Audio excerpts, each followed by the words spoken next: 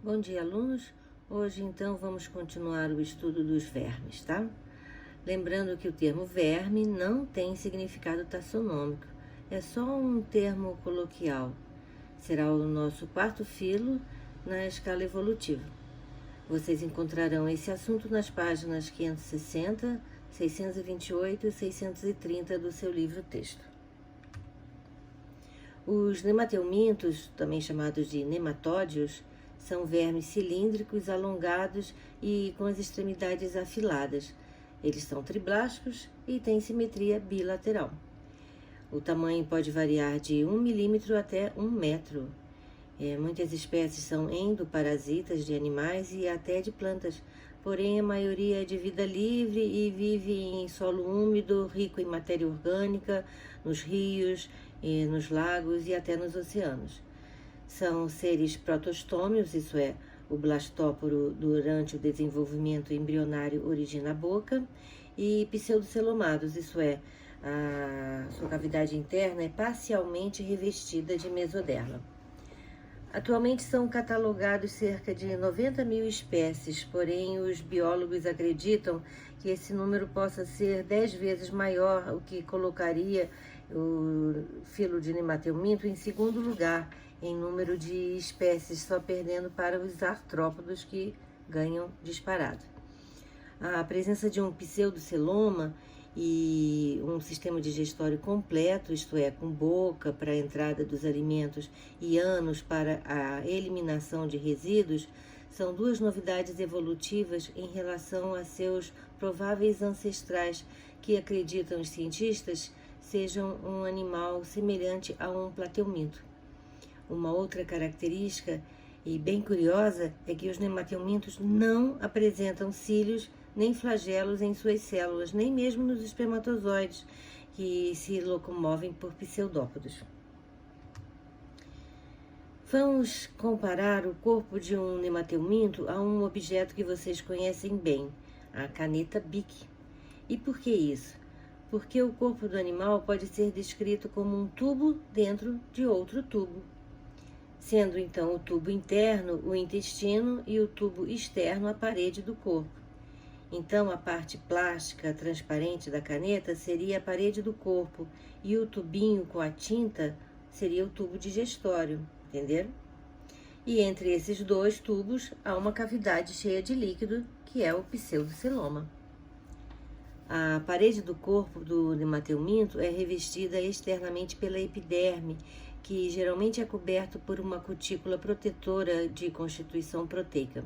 Essa epiderme é muito importante e, sem dúvida, é uma característica que facilita a vida parasitária, porque protege o animal do ataque de substâncias produzidas pelo hospedeiro. A boca se localiza na extremidade anterior e a ela se segue a faringe, que impulsiona o alimento para o intestino, onde os alimentos são parcialmente digeridos.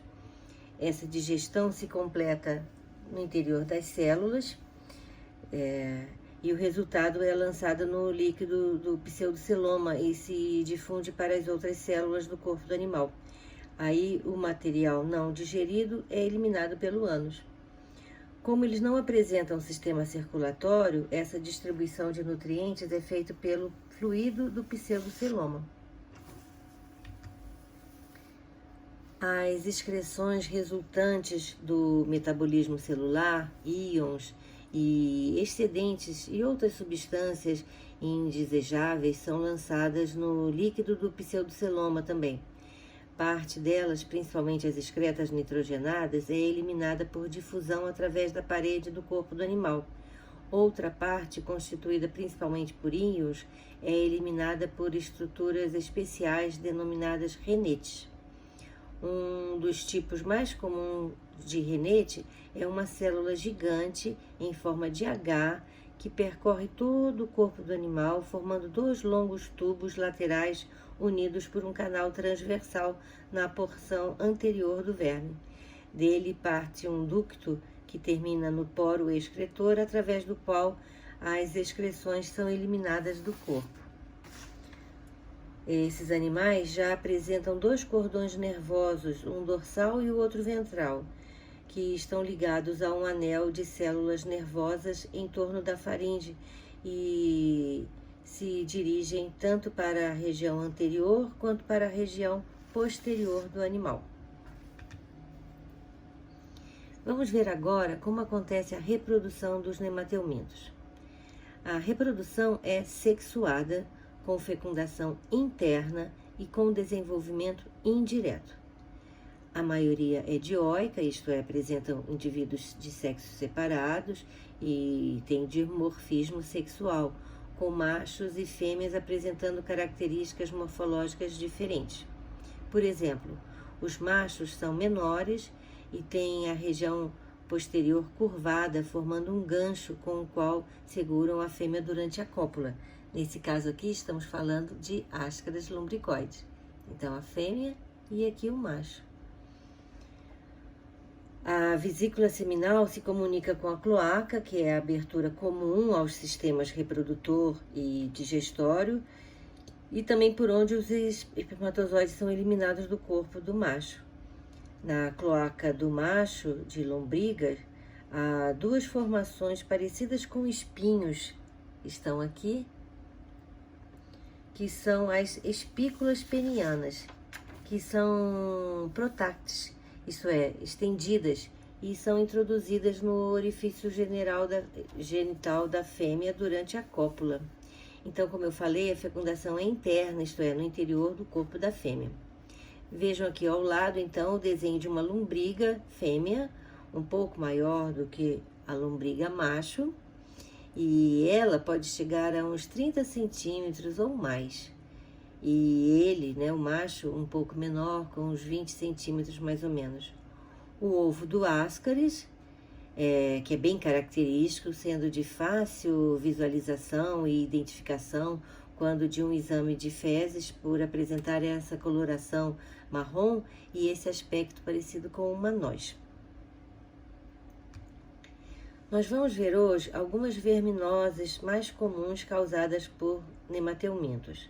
A ascaridíase, que é causada pelo Ascaris lumbricoides, as comumente chamadas de lombrigas ou bichas, a ancilostomíase ou ancilostomose, causada pelo Ancylostoma duodenale e também pelo Necator americanus, e a filariose causada pela Wuchereria bancroft. Atenção que o som CH é som de K e não de X, tá? A ascaridíase, como eu falei, é causada pelo Ascaris lumbricoides, é uma parasitose em que somente um hospedeiro se envolve, no caso, o hospedeiro definitivo é o homem.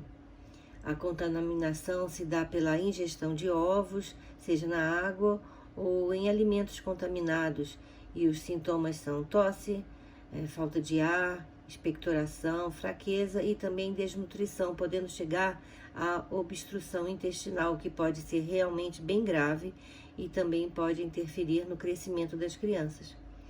É a infecção por nematóide mais comum, aparecendo em cerca de 807 milhões a 1,2 bilhão de pessoas no mundo todo, contribuindo para a desnutrição em áreas com mais condições sanitárias. Cerca de 60 mil pessoas morrem todos os anos de ascaridíase.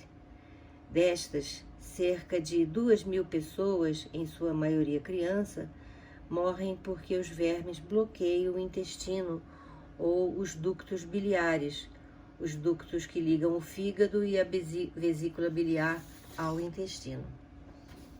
A infecção é bem comum em áreas tropicais ou subtropicais com más condições sanitárias. Nos Estados Unidos, a ascaridíase ocorre principalmente em refugiados, imigrantes e em pessoas que viajam para áreas em que as condições sanitárias são precárias ou que viveram nessa região. Mais comum em áreas rurais e em periferias urbanas, e a maior parte, cerca de 80% dos infectados, se reinfectam em menos de um ano após o tratamento, porque eles continuam vivendo nas mesmas condições anteriores e assim se expõem novamente ao perigo do contágio. Bem, agora nós vamos assistir a um vídeo que alguns vão adorar, como eu, mas outros não vão conseguir assistir até o fim. Trata-se de uma cirurgia no intestino de uma pessoa que está com uma super infestação. Notem a quantidade de vermes que acabou causando uma interrupção no trato intestinal dessa pessoa. Não sei dizer se essa pessoa estava viva durante a cirurgia, né? Ou se este é um filme de autópsia médica. Até desconfio que seja. Se vocês não têm estômago para assisti-lo, tudo bem. Como eu disse na outra aula, será uma pena, mas por favor, não diga que eu não avisei. Cenas fortes a seguir. Preparem-se.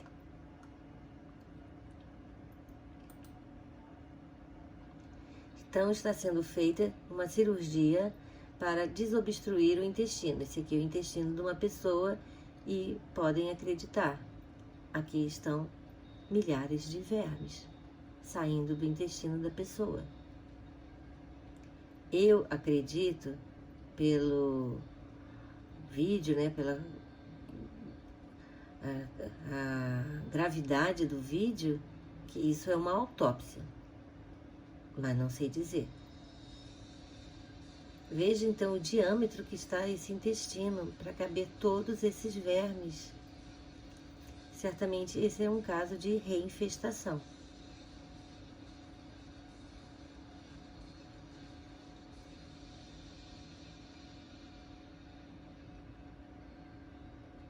Olha o diâmetro do intestino. Inacreditável isso. Simplesmente inacreditável. Os vermes estão mortos. Certamente essa pessoa tomou doses bem grandes de remédios, né, para matar os vermes, mas teve que fazer essa cirurgia. Como eu falei, eu não sei dizer se isso é uma autópsia. O vídeo não tem som, então a gente não pode saber. Vamos ver de novo para vocês verem os detalhes.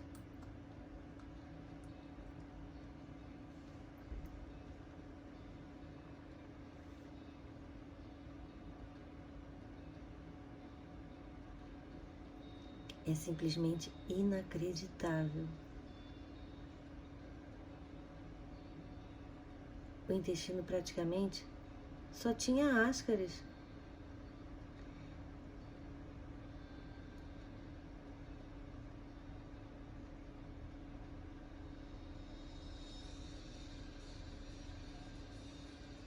E não para de sair.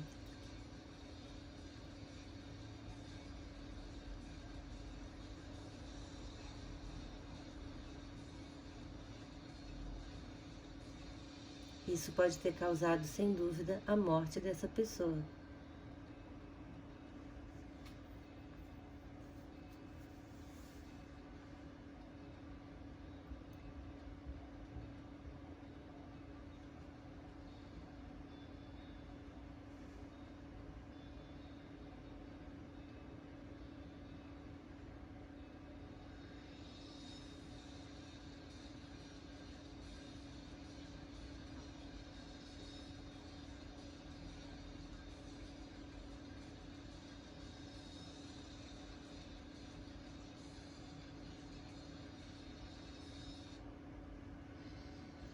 Incrível, né?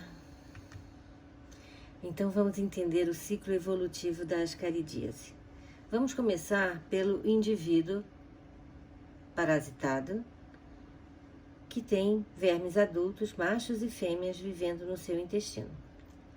Os espermatozoides depositados pelo macho na vagina da fêmea se deslocam por movimentos ameboides até os ovidutos, onde fecundam os óvulos. Logo após essa fecundação, cada ovo desenvolve uma casca rígida, que é aquela que eu falei com o aspecto de uma noz. Aí o ovo é eliminado pelo poro genital feminino. Uma fêmea pode botar mais de 200 mil ovinhos que saem com as fezes todo dia. Os ovos podem então contaminar lagos, rios e depósitos de água potável. Verduras Frutas e legumes regados com essa água também são contaminados e podem ser ingeridos por um hospedeiro, que também pode ser um porco ou uma pessoa. No tubo digestório do hospedeiro, a casca do ovo é digerida e dele sai uma larvinha com mais ou menos 0,2 milímetros de comprimento.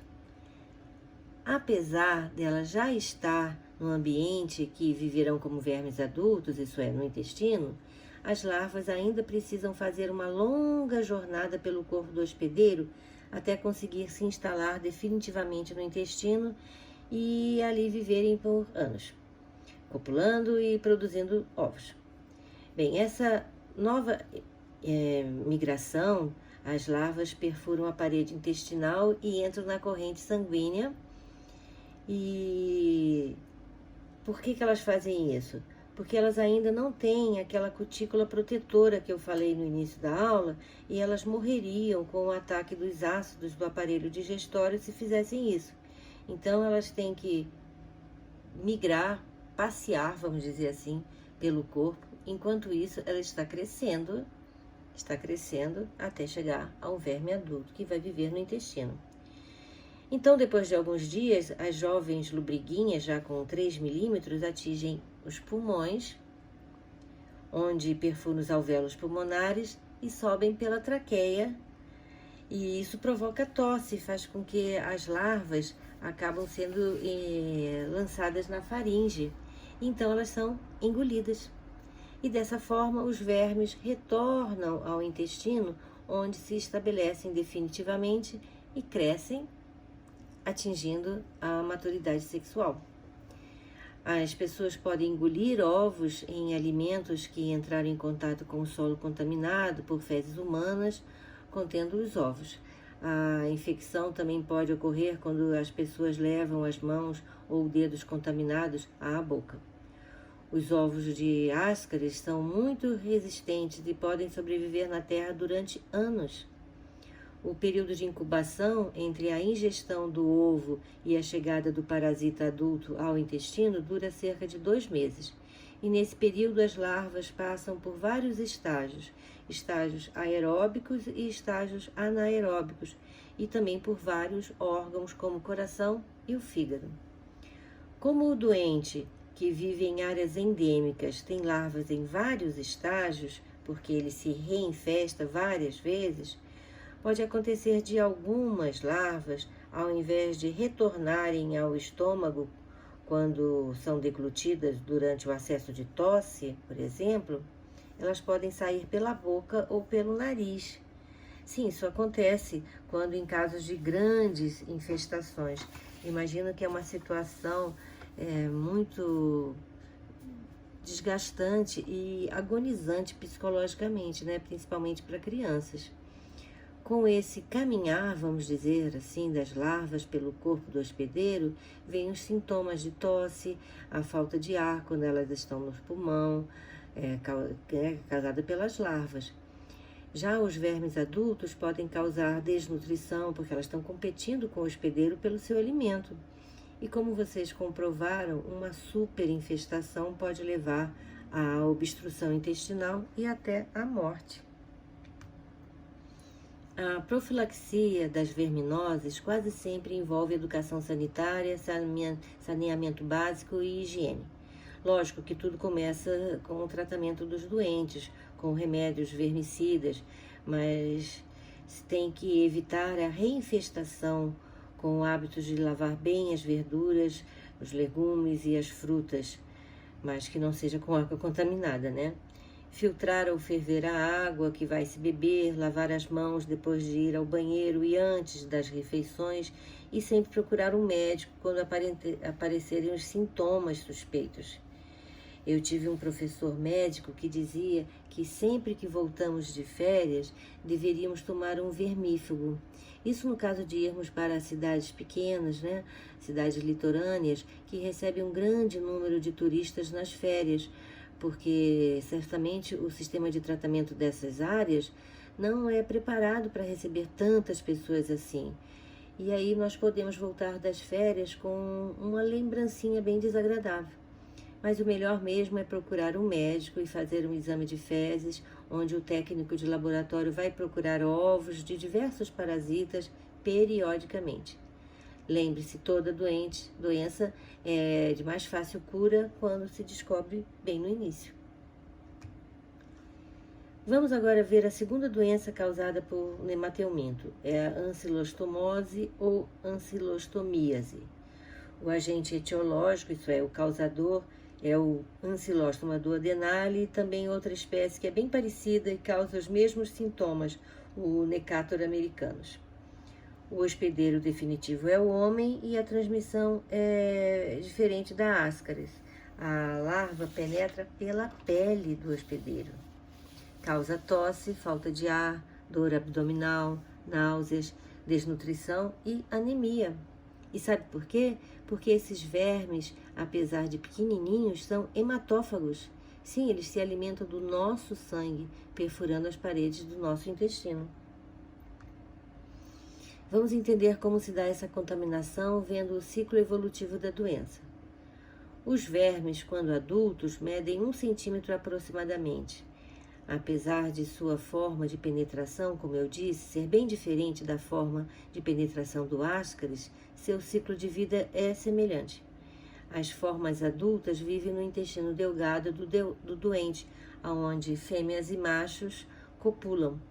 Os ovos são eliminados com as fezes da pessoa e, se atingirem o solo, eclodem e liberam pequenas larvas. Aí as larvas vivem certo tempo no solo, alimentando-se de bactérias, até se tornarem capazes de penetrar ativamente através da pele do hospedeiro. Pessoas que andam descalças, trabalhadores rurais e crianças que brincam com terra se contaminam facilmente.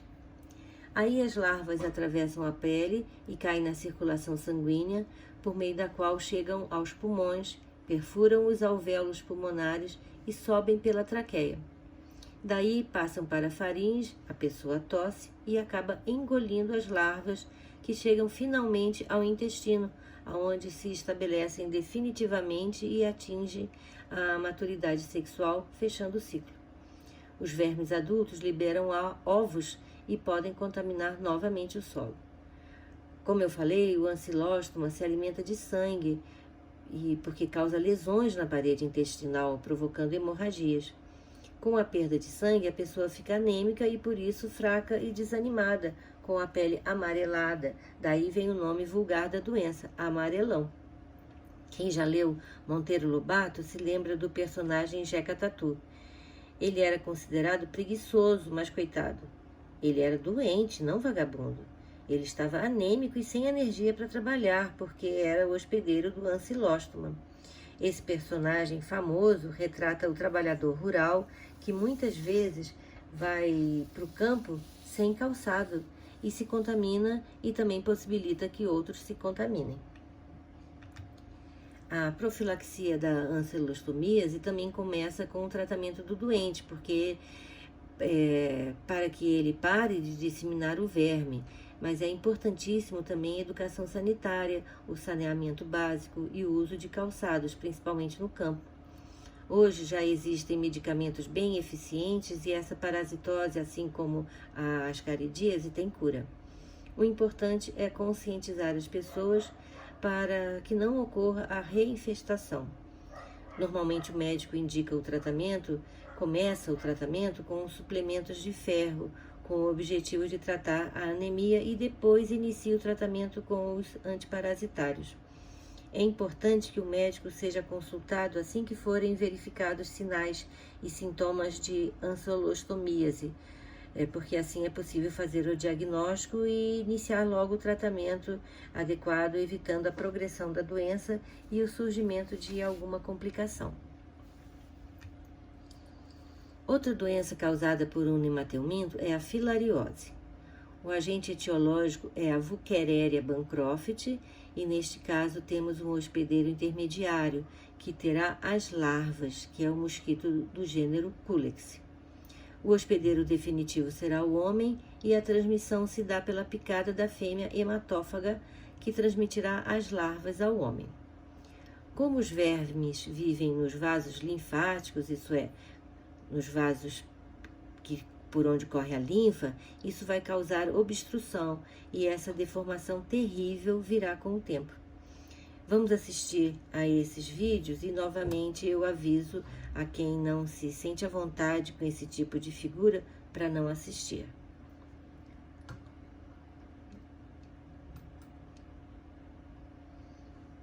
Nesse primeiro vídeo, vemos então que os vermes causaram entupimento e deformação em um dos membros inferiores da pessoa, o que só pode ser resolvido, infelizmente, com cirurgia, isso é, com amputação do membro.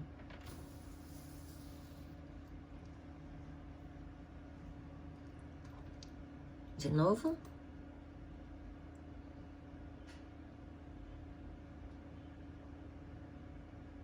Uma deformação horrorosa. Por isso, essa doença tem um nome vulgar de elefantíase.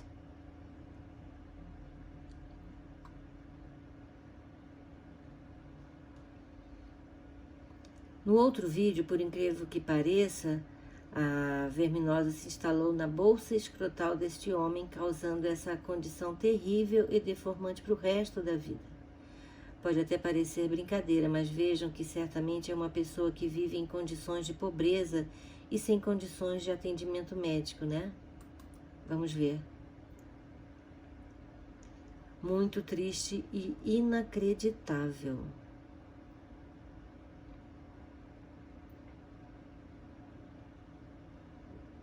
Então, os vermes se instalaram na bolsa escrotal desse rapaz.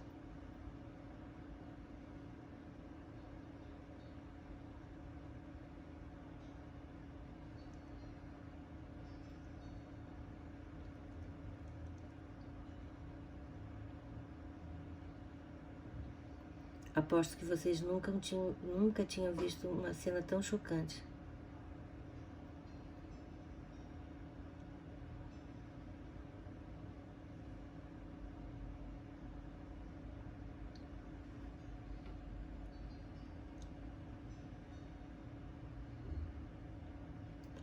Vamos ver de novo.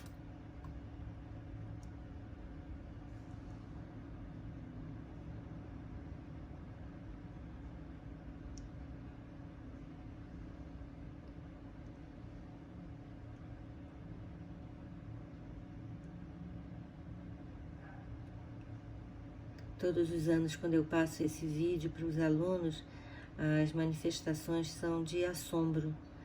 Depois de tantos anos, nem eu consigo assistir com naturalidade. É uma coisa assustadora.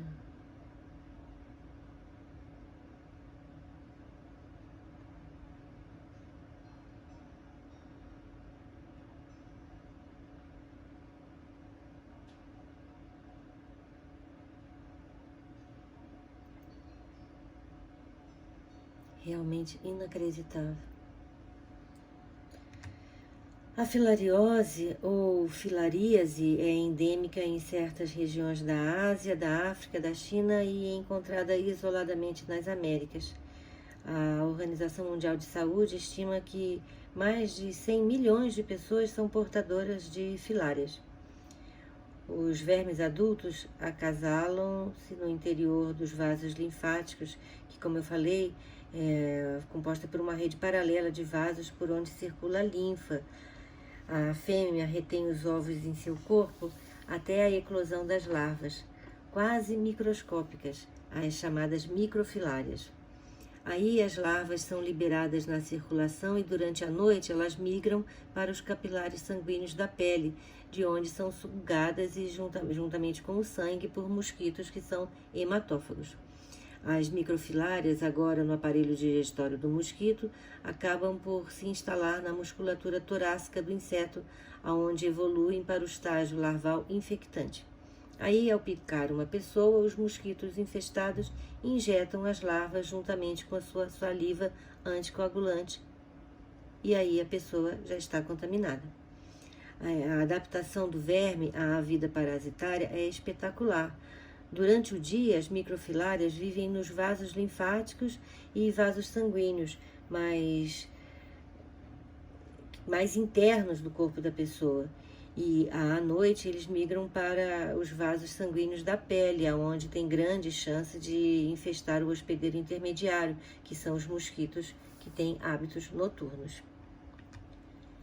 Na primeira fase da infestação, o sistema imunitário da pessoa responde, provocando o aparecimento de alergias, febres e inchaço dos linfonodos, que são verdadeiras, vamos dizer assim, filtros por onde passa a linfa. Nos estágios avançados, causam a obstrução dos vasos e essas terríveis deformações que também podem acontecer nas mamas femininas. A prevenção consiste em combater o mosquito, evitando criadouros, como água parada, em pneus, garrafas, lixo e caixas d'água abertas, e também o uso de telas, mosquiteiros e repelentes.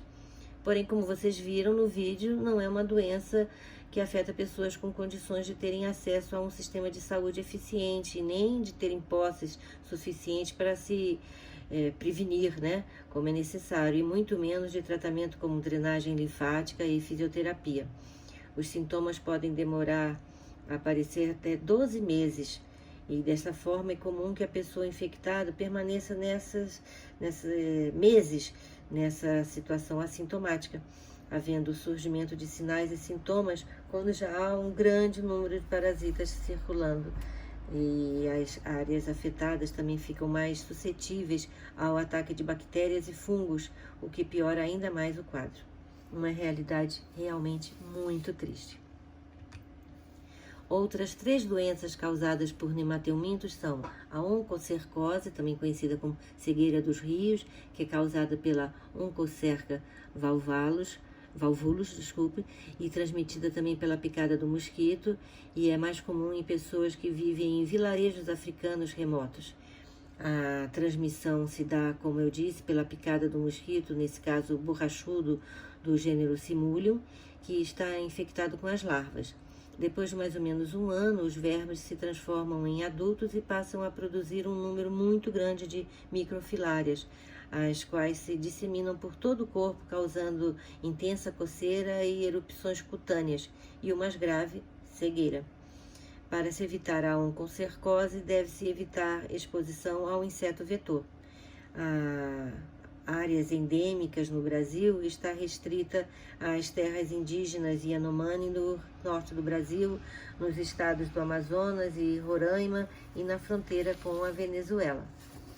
Outra doença é o vulgarmente chamado de bicho geográfico ou larva migrans, causado pelo Ancylostoma brasiliensis, que normalmente parasitam cães e gatos.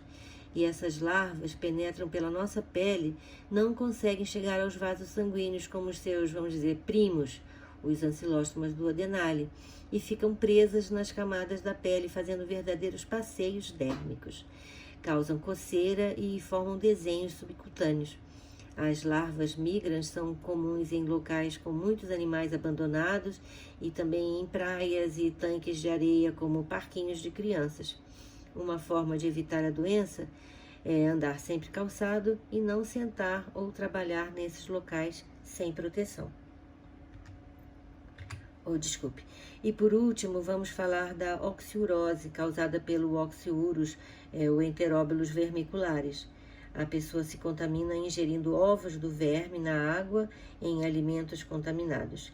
Ao contrário de outros vermes, esses pequeninos vermes vivem no intestino grosso e as fêmeas fecundadas saem à noite pela região anal do hospedeiro, onde colocam seus ovos, morrendo em seguida. A irritação e coceira no local, causados por essa migração, levam a pessoa a coçar o local contaminado e assim contaminam as unhas com seus ovos. Assim, ela se recontamina facilmente ao levar a mão à boca.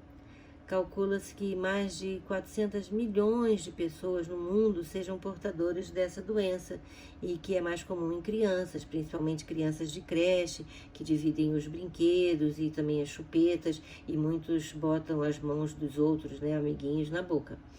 A criança fica irritada e não dorme direito. Para a prevenção, deve-se ter saneamento básico, higiene e lavar bem os alimentos.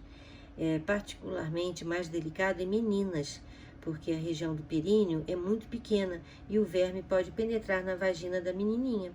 Então, quem tem criança em casa sempre deve examinar a região das criancinhas na última troca de fraldas.